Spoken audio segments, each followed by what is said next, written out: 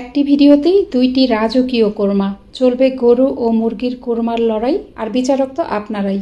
অবশ্যই জানাবেন কোন রেসিপিটা বেস্ট হয়েছে। খুবই ক্রিমি, সিল্কি, সহজ এই কোরমার রেসিপিগুলো ট্রাই না করলে আফসোস থেকে যাবে। প্রথমেই তৈরি করব মুরগির মাংসের কোরমা। কোরমা রান্নার জন্য 3টা পাকিস্তানি সোনালী মুরগি কেটে বেছে ভালোভাবে ধুয়ে নিয়েছি। সব মিলিয়ে এখানে প্রায় 2.5 কেজির মতো মাংস আছে। মাংসগুলোকে আমি রেগুলার পিস করে কেটে নিয়েছি। আপনারা নিজেদের পছন্দ মতো যে কোনোভাবে কেটে নিতে পারবেন। বাটিতে মেজারমেন্ট কাপের 1 কাপ পরিমাণ টক দই নিয়ে নিলাম। এই দইটাকে ভালোভাবে ফেটিয়ে নিতে হবে। দইটাকে ভালোভাবে নেড়ে একদম ক্রিমের মতো করে নিতে হবে। এরকম ক্রিমের মতো হয়ে গেলে অর্ধেকটা পরিমাণ দই চিকেনের মাঝে দিয়ে দিব, বাকি অর্ধেকটা রেখে দিব, এটা রান্নার সময় ব্যবহার করব।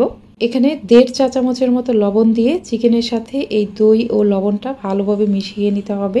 সবকিছু ভালোভাবে মেখে এই চিকেনটাকে রেস্টে রাখবো প্রায় 15 থেকে 20 মিনিটের মতো। বাটিতে 1 কাপ পরিমাণ পেঁয়াজ কুচি নিয়েছি ও 25 থেকে 30টার মতো কাঠবাদাম গরম পানিতে একটু ভিজিয়ে রেখে উপরের খোসা ছাড়িয়ে নিয়েছি। এখন এগুলো পেস্ট করে নিতে হবে। মশলাগুলো খুব মিহি করে পেস্ট করে নেবেন। এখন রান্নার জন্য প্যানে দিয়ে দিলাম প্রায় 1 কাপ পরিমাণ সয়াবিন তেল।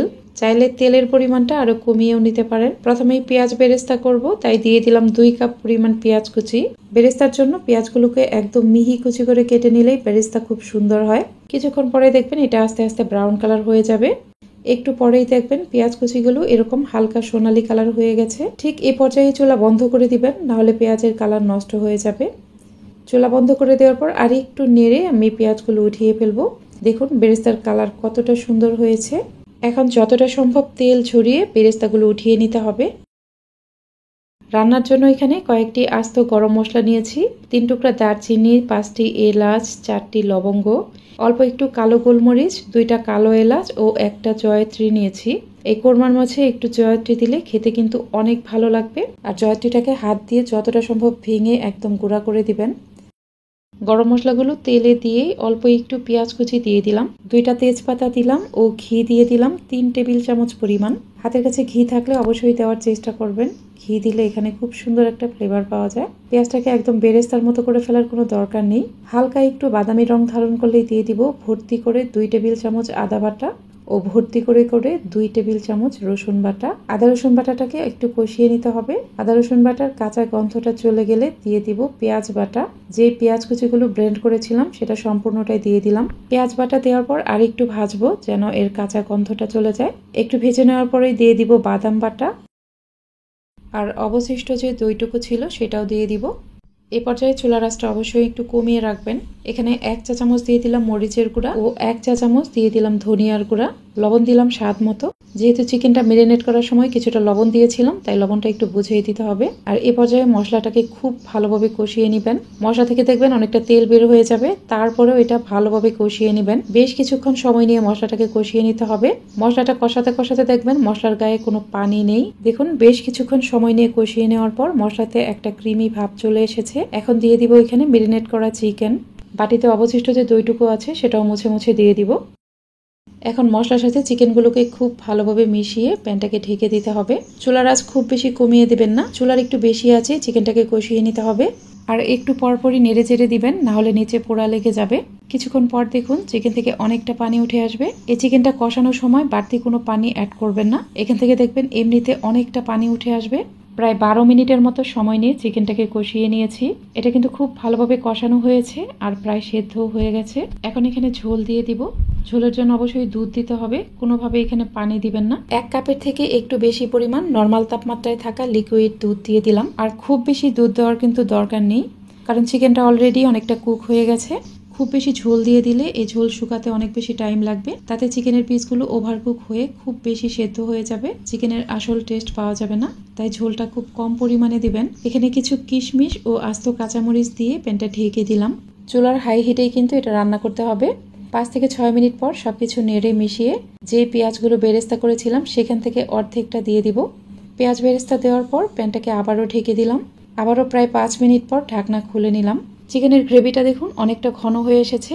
ঠিক এ পর্যায়ে অবশিষ্ট যে পেঁয়াজ বেরেস্তাটুকু ছিল সেটুকু দিয়ে দিলাম। পেঁয়াজ বেরেস্তা দেওয়ার পর দিয়ে দিলাম 2 থেকে 3 চা চামচের মতো ঘি।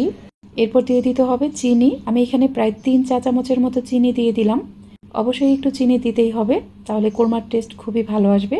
এখন চুলার মিডিয়াম আছে প্যানটাকে আবারও প্রায় 4 থেকে 5 মিনিটের মতো ঢেকে রাখবো। 5 মিনিট পর ঢাকনা খুলে নিলাম। দেখুন আমার রান্নাটা কিন্তু একদমই হয়ে গেছে। আমি ঝোলটা একটু বেশিই রাখবো, কারণ আমার বাসায় এই কোরমার ঝোল খেতে সবাই খুব পছন্দ করে। আর এটা চুলা থেকে নামিয়ে নেওয়ার পর আরো অনেকটাই টেনে যাবে। আর এই পর্যায়ে দেখুন এর গ্রেভিটা কতটা ক্রিমি হয়েছে। এই ঝোলটা টেনে যাওয়ার পর এই গ্রেভিটা আরো অনেক ক্রিমি হবে। চুলা বন্ধ করে দেওয়ার পর কিছুক্ষণ ঢেকে রেখে তারপর আপনাদেরকে এর গ্রেভিটা দেখিয়ে দিচ্ছি। কিছুক্ষণ পরেই ফিরে এলাম।